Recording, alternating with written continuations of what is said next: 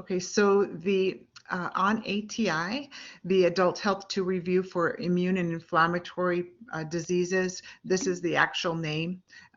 We have 2 more exams this week. Oh my goodness. Okay. Um, are you guys going to be okay with getting this done by Sunday, or do I need to extend that date?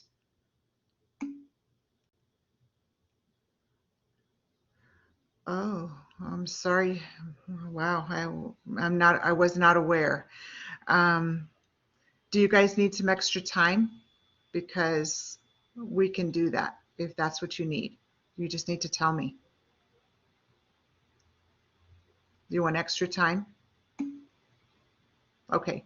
Yes, don't worry about it. Just take it. I'll extend it to July the 24th. So next week, you'll have 2 assignments that need to be done. Just get them done as soon as you can, okay? This is for your learning. So let's extend it to July 24th because I don't want you to be stressed about having to get that done and having to take 2 exams this week. So that's the least that I can do for you. So next week we'll be doing, you'll be doing thyroid and adrenals. There will be an endocrine quiz. Now the endocrine quiz on Blackboard is not like the other quizzes that you've taken thus far. I can't remember off the top of my head how many questions are on that quiz, but usually it takes students somewhere between 45 minutes to an hour to complete that. And I'll go back and look and I'll post on there how many questions there are because honestly, off the top of my head, I can't remember. So both of those things will be due on July 24th at 11:59. And then our last module is going to be on HIV. Next week, I will not be hosting a live session on Wednesday. You can tell me how you would like me to mitigate that. I can either send you a recorded presentation, or I can reschedule the date for you. What would the majority of you like to see happen?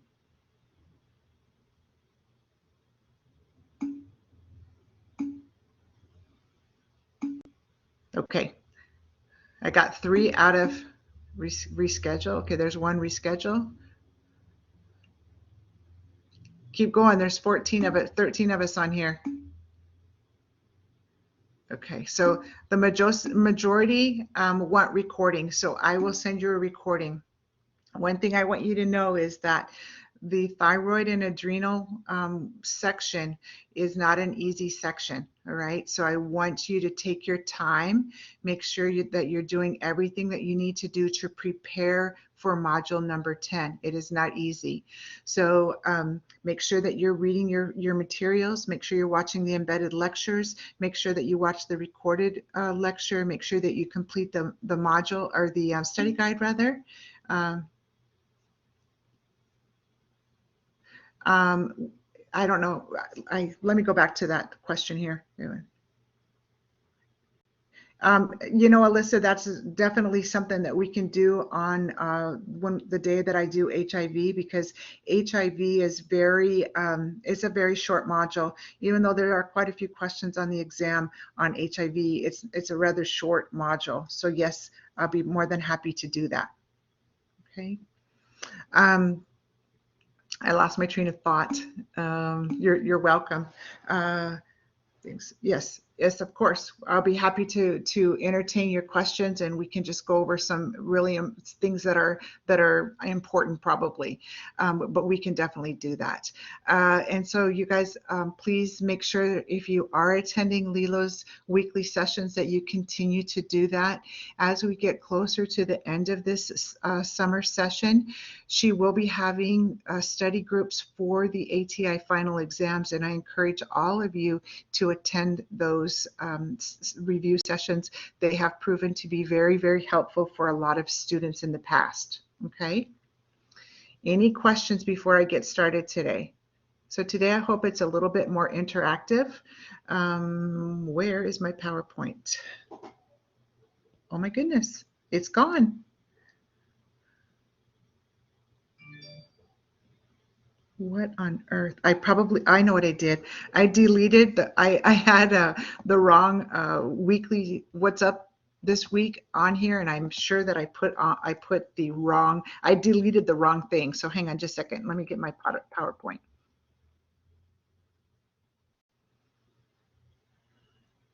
Technology, it's a wonderful thing if you choose the right thing.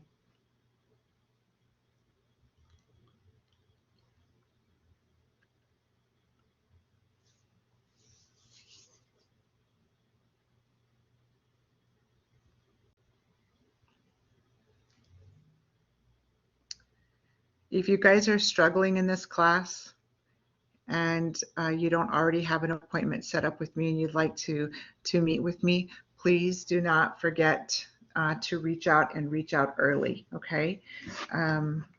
Really important. My goal is the same goal as your goal is, and that's for you to be successful, okay? So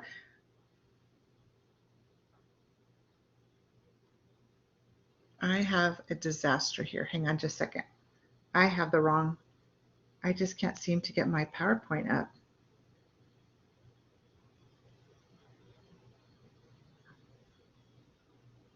Hang on just a second. I'm so sorry. I apologize.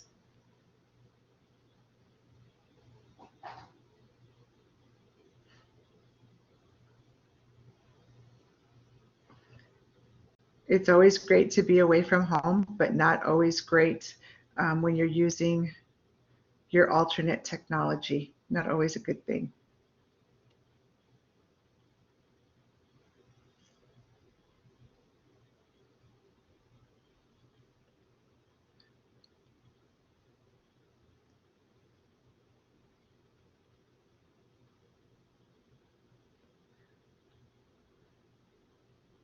Who has started the reading for these autoimmune diseases?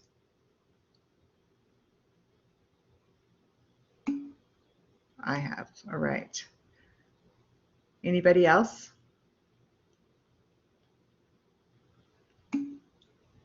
Okay.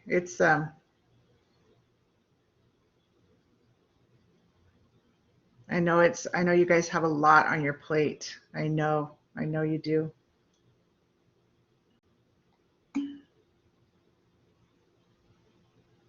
Okay. All right. That's okay. As long as you've started it, that would probably be more helpful, you know? Okay. So let's talk about multiple sclerosis first. Multiple sclerosis is a disease that's very near and dear to my heart. My mother was diagnosed with multiple sclerosis when I was 19 years old. So I happen to know a lot about this disease, unfortunately.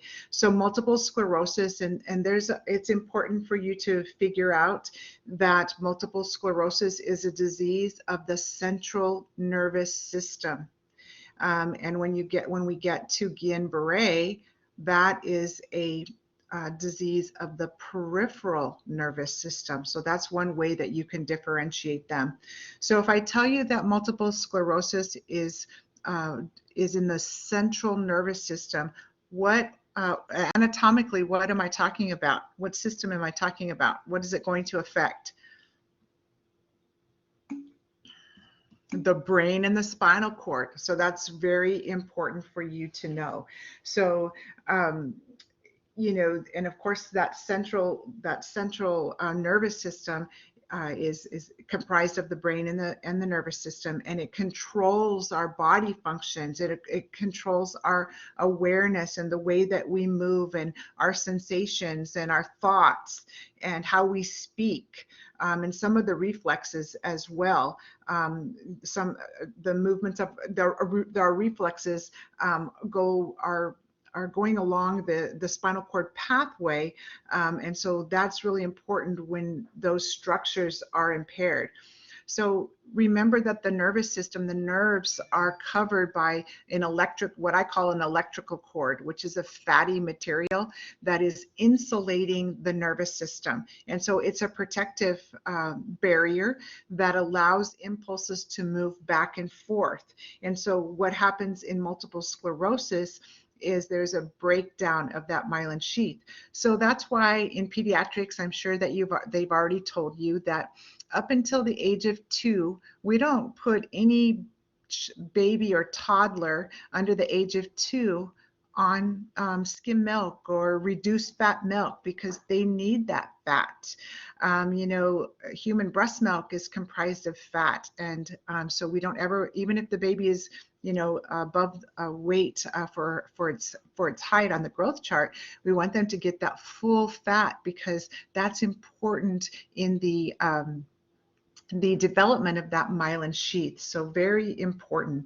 So multiple sclerosis usually happens between the ages of 20 to 50. But sometimes, you know, the average age for most people for it to appear is between the ages of 30 to 35. So if people are diagnosed after the age of 50, for example, it usually seems to be more progressive, and women are affected 2 to 3 times more often than men are.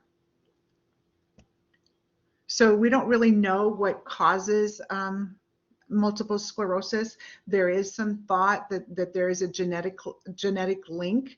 And just like cancer, if you have that genetic link, then there's some kind of environmental force or exposure that could set off that genetic propensity. So there's some precipitating factors. And so nobody really knows what those precipitating factors are, but there's listed possible factors. And so there has been a lot of research done on trying to see if multiple sclerosis is triggered by viruses or bacteria. There's a lot of research in there's a lot of information in the literature that talks about the possibility of measles being a trigger, but that has never been proven. So do you remember when I talked to you about HLA testing back when we talked about tissue transplantation?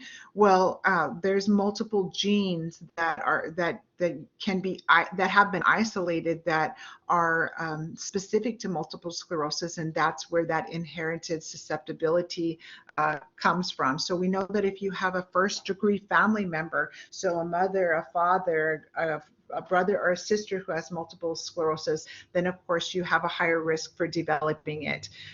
There are over 400,000 people in the United States that have multiple sclerosis, and it's more prevalent in those the temperate climate. So it's found more often in the United States, in places like Canada and Europe, and in places that are in the colder climate, and it affects Caucasians more often than it does African Americans or Hispanics or Asians. And it's rarely seen in the Alaskan natives, which I find to be very interesting. So, but it's more often, it's kind of one of the things that we've talked about this semester. I think one of the only things that affects Caucasians more than it affects any other racial and ethnic group. Okay. Any questions so far? This is kind of just what this is the theory, you know, there is an unknown trigger to individuals that have a genetic susceptibility. Hang